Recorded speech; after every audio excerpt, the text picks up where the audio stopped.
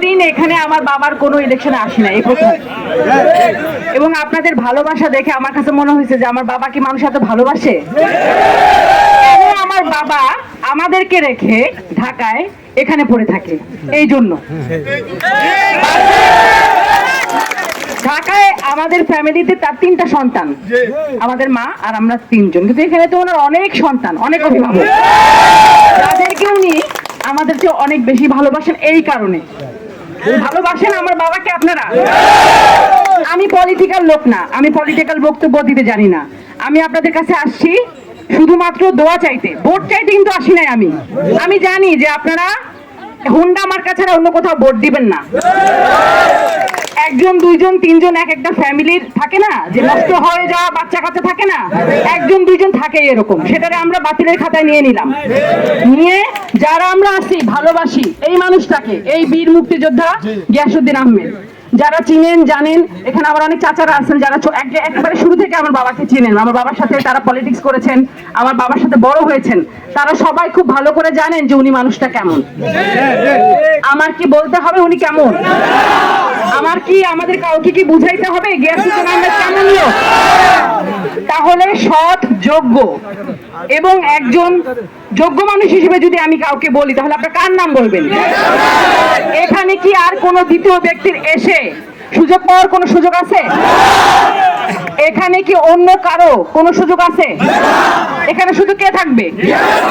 কেন থাকবে? আপনাদের ভালোবাসায় থাকবে। আপনারা আমার বাবাকে ভালোবাসবেন, আমার বাবার পাশে থাকবেন, আমাদের পাশে থাকবেন। আমরা কখনো আপনাদের কাছে আসি নাই, কিছু চাই নাই। কোনোদিন কেউ বলতে পারবে না যে গিয়াস চেয়ারম্যানের ফ্যামিলির কেউ এসে আমাদেরটা ধরে মরে খাইছে, কেউ বলতে পারবে না আমাদের কাছ থেকে 1 টাকা খাইছে, কেউ বলতে পারবে না আমাদের জিনিসে ভাগ বসাইছে, কেউ বলবে? কারো জমি জমা সংক্রান্ত কোনো কিছুতে আমরা কখনো ছিলাম? আমাদের বংশের কাউকে কোথাও পাইছেন আপনারা? গ্যাস চেয়ারম্যান একজন নির্মোহ মানুষ, নির্লোভ মানুষ। আপনারা কি জানেন আমাদেরকে কখনো আমার বাবা লোভ জিনিস কি সেটা কিন্তু বুঝায় নাই। আমরা অনেক সময় বলছি আব্বু তোমার তো অনেক সুযোগ ছিল অনেক টাকা পয়সা কামানোর, বলছে বাবা আমার টাকা দরকার না, আমার মানুষের ভালোবাসা দরকার। এই যে ভালোবাসা এইটাই দরকার। এখন আমরা অনেক কথা শুনি, অনেক লোকজন আছে যারা এখানে নির্বাচন করতে আসছে, তারা অনেকে হ্যাঁ অবশ্যই তারা নিজেদেরকে নিজেদের জায়গা থেকে যোগ্য প্রার্থী মনে করে, তার মধ্যে থেকে সবচেয়ে বেশি যে যোগ্য সেই কিন্তু উঠে আসবে। এবং আমাদের এই বদরপুর হচ্ছে লালমোহনের একটা প্রাণ কেন্দ্র, এখান থেকে সর্বোচ্চ ভোট আসে, এই জন্য সবার নজর বদরপুরের দিকে। আমি এবার এসে দেখলাম সবাই ঘুরে ফিরে বদরপুরেই আসে, সবাই ঘুরে ফিরে বদরপুরের মানুষই কেন জানি তাবিজ করতে চায়। মানুষকে তাবিজ করতে সম্ভব? টাকা পয়সা বাড়ি গাড়ি দিয়েও কি সম্ভব? বদরপুরের মানুষের কাছে ভালোবাসার চেয়ে বেশি কিছু আছে? সেটা এবার প্রমাণ করার সময় আসছে। আমরা কি প্রমাণ করতে পারবো সেটা? শোনেন আমি একটা কথা বলি, আমার বাবা মনে হয় কখনো এই কথাগুলো বলে নাই। ইলেকশনের আগে আমার বাবা গিয়েছিলেন তোফায়েল আহমেদ, মাননীয় তোফায়েল আহমেদের কাছে।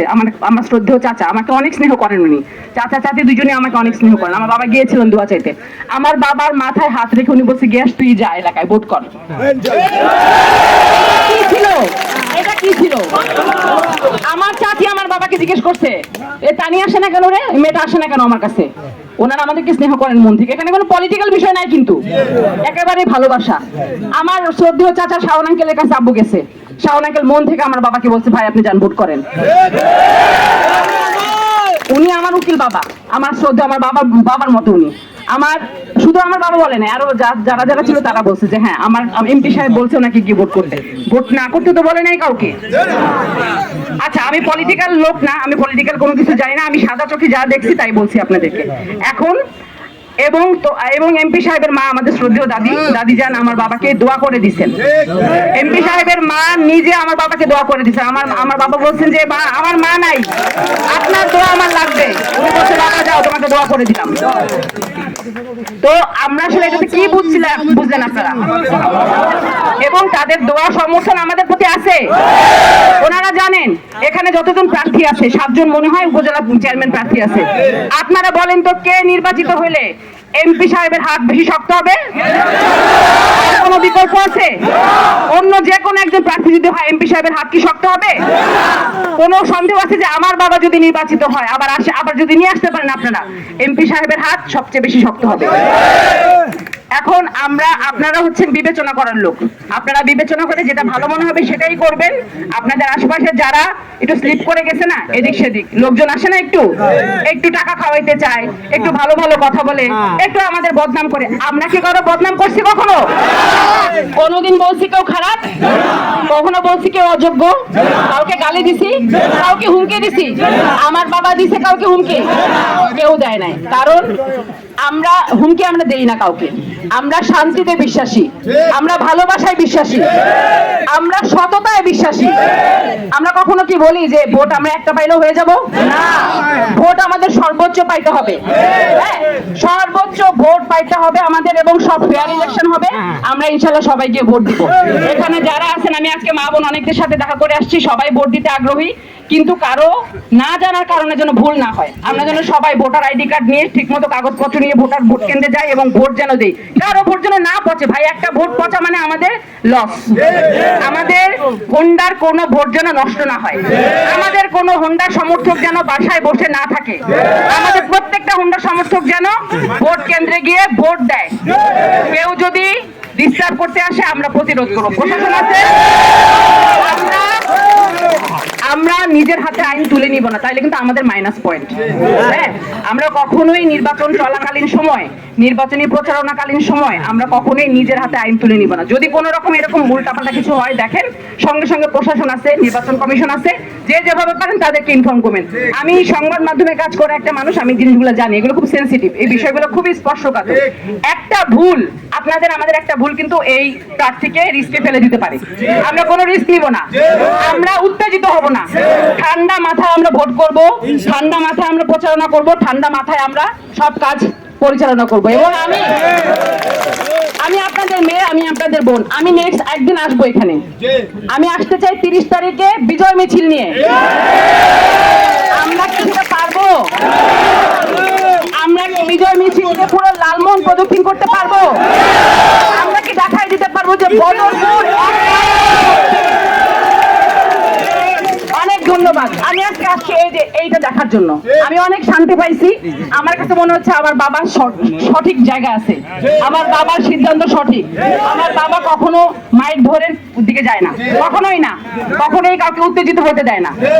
সহজ পথে যাব, আমরা সুন্দর ভোট করবো। আশা করছি আপনারা আমাদের পাশে থাকবেন, এবং যারা এদিক সেদিক চলে গেছে তাদেরকে বুঝাই নিয়ে আসবেন। এবং আমরা তাদের কাছেও আশা করি তারা বুঝবে, একটা সময় এসে, শেষ মুহূর্তে এসেও বুঝবে যে না, আসলে হোন্ডা ছাড়া, গিয়াসউদ্দিন আহমেদ ছাড়া আমাদের কোনো বিকল্প নেই।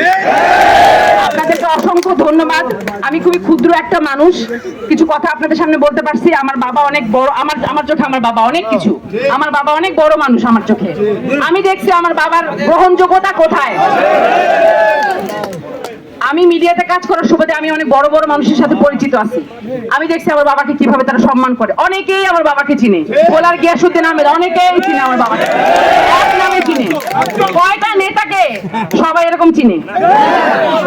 যাক, এটা সবাই আল্লাহর রহমত এবং আপনার ভালোবাসা। আমরা আল্লাহর কাছে কৃতজ্ঞ যে আমরা এরকম একজন বাবার সন্তান, আমরা একজন মুক্তিযোদ্ধার সন্তান, আমরা এরকম একজন সরল মানুষের সন্তান। আমার বাবা সৎ এবং সরল।